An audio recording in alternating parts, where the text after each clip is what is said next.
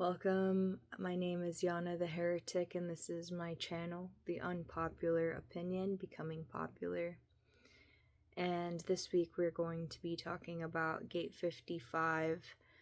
I honestly didn't get to post this one, and it was from the period of February 18th to the 23rd, approximately 5 a.m. on the 18th. Pacific Standard Time is when it started. And I can't really tell you why it took me like a week. See, this gate, the gate of spirit and abundance, I actually have within my design, and it is another one of those emotional gates coming from our solar plexus. This one is actually going down to the root, and it gives us that pressure to do something about what we're feeling, or to be provoked to do something about what we're feeling. And that usually comes out in language or expression or emotional turmoil. So, I don't know. I naturally have this one, and I felt deeply intertwined in it. Like almost like a double effect, if that makes sense. But I am deeply emotional, and I go through highs and lows, and that's a natural stasis for me. Did create a lot last week, so that explains why this shit happens. But this is the last gate under the archetype Kali, and we talked about all the attributes of Kali. She loves justice. She loves being the destroyer in order to create and rebirth new things. And this one holds spirit, so it is very punchy about what it wants, and specifically about what it hears. This is the emotional ear. It is the deeply acoustic knowing, or deeply acoustic resonance that affects you and affects your emotions, because we hear the tones more precisely. I say we because I have this one, and this is absolutely me. And we literally know or think that people are bullshitting us because of their tone. So I can tell you that this affects me a lot, and my partner is actually a 39, so he's got emotions, but he's not expressing them, but he's carrying this like sack of emotions, and he's walking around, and then I'm just like, hey, what's your fucking problem? You know, like, why are you like all like scrunched up, and like I can tell something's off, and it gets him to be like, oh, blah blah blah, this is how I'm feeling. So that is the relationship between the 39 and the 55. And the 55 is a very deeply romantic gate. It is deeply musical. So there's a reason why people in the mainstream talk about their romantic relationships. All love songs are songs, all whatever, like sexual songs, rap, whatever is out there, like it's all about getting that romance. It's about being alluring in order to receive love. And yeah, and it's all about tone, because the way that the diction falls into place is all specific. And same thing with comedians, you have to get that punchline correct, or else nobody's going to understand or follow your story. So yeah, it could be really brutal, because I have had to retune myself in order to hear people appropriately, or I've had to like ask for clarity in a normal way instead of absolutely assuming that people are trying to deceive me with the way that they're expressing their tone, because it can come out for a lot of people, especially if your throat is undefined. It could come out loosely without even thought, you know? And you're just like, wait, hold up. Like, what did you just say to me? You know? And it can cause a huge uproar that doesn't need to happen when you could just simply be like, hey, can I get more clarity on what you said to me? You know, don't you like know the way that your demeanor seems? Or, you know, it's like very, what's the word? Confronting. It's very confronting, let's say that. If I didn't have human design, I would be totally like still fucking people up left and right, being like, what the fuck does that mean, you know? So yeah, it's definitely a learning curve here. So if you understand, yeah, like think about it, because there's an emotional wave here. You can also hear shit that isn't true at all, because you're just simply in a low state. And like I have said before, and I will say it till the end of time, when you're in a low, it's really about your creation time. It's really about when I make my music, you know. It's really about what I wish to express and to transform within myself in order to face it. That true alchemical transition within you, having that outlet that is you. So, anytime you're in a low, probably not a great situation to respond right away when you're feeling interrogating or just mad or pissed off at the world. So yeah, it could save you a lot of stress in your relationships if you just wait to respond. That is simply because it's an emotion. Anybody that is emotionally defined, no matter if they are a generator, manifesting generator, projector, reflector, manifester, like, you all have to wait to respond. You know, it'll come faster for some, but, you know, just waiting until your emotions clear allows you to really resurface the conversation. This is a part of the cross of the sleeping phoenix. So I love that this is a part of Kali, because the phoenix is that grand bird that burns itself in order to be reborn. And this is very much the ability to see the wrong of the world, the ability to translate it into an art form in order to shift people's perspective. Like, you know, Van Gogh, super amazing human being. He showed the world, you know, the farmers and the poor nations and those that serve, you know, those people that will never be known in history unless somebody depicts them. Fuck, you know, for God's sake, like, thank goodness. Or Picasso, you know, or even Banksy. You know, there's political notions behind things, behind an art, and in order to be in this gate, you really feel all of that.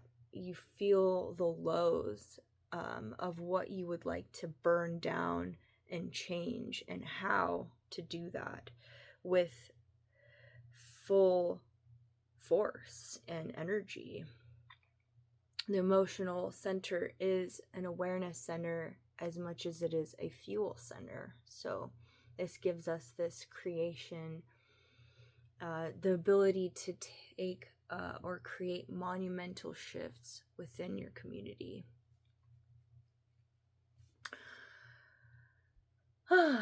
This is about the cup being empty, half empty or half full, and being able to deal with that, being able to deal with and come to terms with, okay, like, I am emotional now, I'm going to distance myself, or I'm gonna go get like myself something that makes me feel better. Just being able to come to terms with that will make your life a lot easier, rather than trying to completely take away the lows, because the lows are what brings change into the world. You know, they bring change to the atmosphere. You're like, wow, like there's a stack of, you know, shit I hoarded, you know, and I don't have the motivation. And it's like, but I really should have that motivation to clear it up so that I feel less heavy.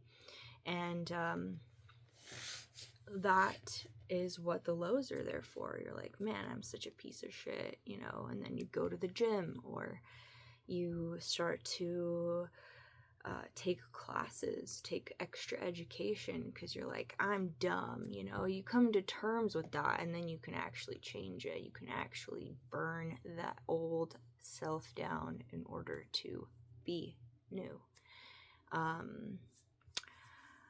Since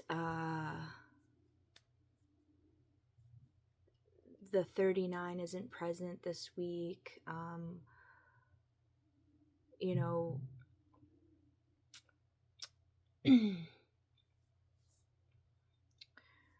there isn't really anyone to work with, you know, about figuring out the emotions. So I would say just attempt to try to abstractly do something when you're in your low, you know, and see what comes from there, because that's what visionaries are, right? They're the ones that start creating for the sake of it. They don't know where they're headed. They don't know the immense depth of it all, but they wish to. So allow yourself to be abstract and to really find what it is in that conversation that becomes internal. Just go for it, you know? Since I am late this week, I'm going to go through some things. If I missed them, I am greatly sorry. And if not, then I am going to go straight to the questions of the week. Thank you for being here.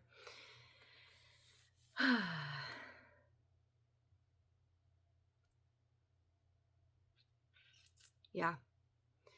This is the thought form that I've always had in my life. I'm like, oh my God, I feel so like I'm gonna die, you know, like I feel so low. What's the point of anything? Like I'm worse than nothing. And I always pinpointed it as a curse, you know, oh, there must be like some curse upon me. And I tried to figure it out, or, you know, I was like, man, I'm dating like this sorcerer and he's really like trying to fuck with me, you know? So, being able to be like, hey, you know, I'm not a typical amateur in life. Not everything is a curse and a blessing. It's a matter of perspective. It's a matter of a challenge, you know? It's a matter of challenging yourself in life. And just not slipping into that, like, fallacy of, well, there's forces against me, and that means I am forever fucked. So if you're like me, take my advice. Don't put yourself there. You know, it's hard, but the more awareness you have towards this, you could pause before you react. And that will change the tsunami, you know, to just being waves, you know. So brush things off a little bit easier instead of creating things out of thin air. Let's see.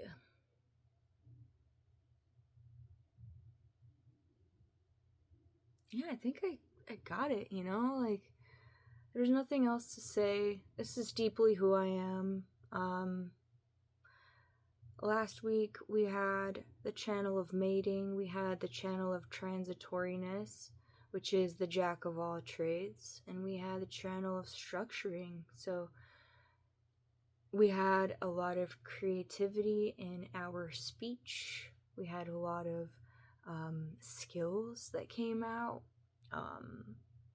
and creations are being born, or children are being born. The channel of mating is all about that. It's about, bam, we have a thing, you know, we have a life form, we have a creation. So I'm eager to hear what came through for you guys last week. Yeah, questions. Note who provokes you this week. What emotional conversations have felt really fulfilling and which ones haven't? What keeps your cup full when you feel empty? Did you build yourself up? Did you build an altar for yourself to help you remember all the things that you have done and all that you are now compared to what you were? If not, build yourself an altar. That'll deeply help you in your lows. Do you feel the need to talk about your life rather than create or sit with introspection by yourself? And which is more satisfying?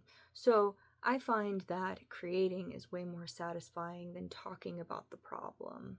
That's personally me. I know we have a lot of self-projected types and projectors, and mental projectors. So those are the types that need to talk things out in order to hear them. It kind of just depends, you know. Do you feel like you can be in that introspection at some point, or do you need to talk about it? What feels better? Emotions take time. Do you feel comfortable making room in your life to process very difficult things? Do you feel like sometimes it takes too much time? Now, for me, I think it takes too much time for me to process certain things. It's getting less and less so that way. Holding grudges, misunderstandings, you know, it's become a lot less. But typically I do try to give myself the room to be at least honest about how I'm feeling, because that gives people room to know how they want to respond to you. I'm like, you know, sometimes, like, there's a million times I've went to work, you know, feeling extremely low, and everybody around me knows that, and I was like, fuck, you know, sorry, dude. But like, it makes me feel good that I can be in that container by myself, you know, instead of people like making it worse. So if you're not emotional, do that for yourself. Just be like, yeah, like, I don't really want to simmer in that right now. Yeah. Please bring your feelings forward once you feel back into the passionate highs. It will be rich and personal to recognize your experience for the community around you without even needing to speak. So you always wear the journey that you have been on, and I think that once people provoke and ask you, oh, I noticed this shift in you, you know, then you can be like, yay, I'm in my high. I can tell you all about it. I can tell you what I've overcome. That's a huge deal. And I wish you all the best in these emotional weeks. Just know that you are initiating your mind always within this quarter. So you will come out of this much stronger and much more aware, and that is inevitable. I appreciate all of you. Send me feedback, questions, comments, whatever you may, and I will see you guys next week.